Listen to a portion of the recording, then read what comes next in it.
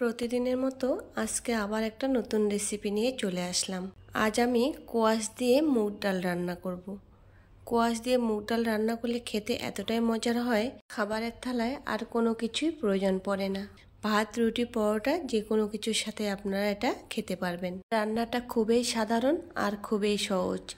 আমি এখানে দুটো কোয়াশ টুকরো টুকরো করে কেটে ধুয়ে নিয়েছি। এইভাবে টুকরো করে কেটে নিয়েছি। আর নিয়েছি এক বাটি ডাল, আর নিয়েছি কয়েকটা আলুগুলোকেও আমি টুকরো করে কেটে নিয়েছি। এবার একটা কড়াই বসিয়ে কড়াই গরম করে দিয়ে দিলাম তেল। ফোড়নে দিয়ে দিলাম গোটা জিরে আর দুটো গোটা শুকনো লঙ্কা। একটু নেড়ে চেড়ে নিয়ে দিয়ে দিচ্ছি ধুয়ে রাখা মুগ ডাল। এবার মুগ ডালটাকে একটু ভাজা ভাজা করে নিচ্ছি। এখন এর মধ্যে দিয়ে দিলাম আদা আর জিরে বাটা।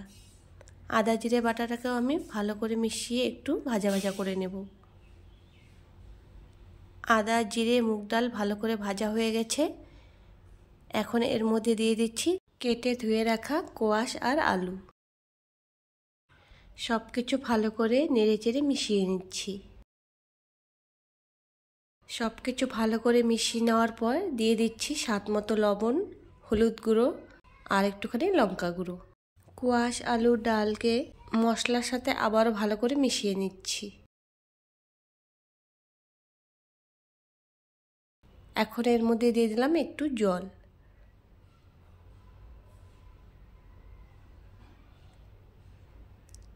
নেড়ে চেড়ে নিয়ে এবার একটা ঢাকনা দিয়ে আমি 10 মিনিটের মতো ঢাকা দিয়ে রান্না করব। 10 মিনিট পর ঢাকাটা তুলে নিলাম। সবজি আর ডালটা আমার ভালো করে সিদ্ধ হয়ে গেছে। এখন আমি সবজিটাকে ভালো করে কষিয়ে নেব। আমি সম্পূর্ণ নিরামিষভাবে রেসিপিটি বানালাম। তোমরা যারা নিরামিষ খেতে পছন্দ করো তারা অবশ্যই এই রেসিপিটি একবার হলেও বাড়িতে বানিয়ে খেয়ে দেখবেন। কষানো আমার হয়ে গেছে। এখন দিয়ে দিচ্ছি জল।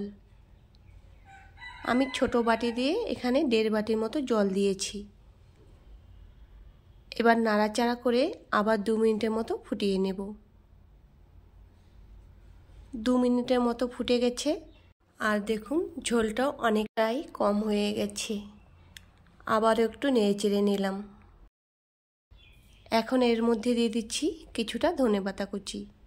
ধনেপাতাটাকে একটু ভালো করে নেড়ে চেড়ে নিচ্ছি। রেডি হয়ে গেল আমার কোয়াশ দিয়ে মুগ ডাল। একটা থালায় তুলে নিয়েছি।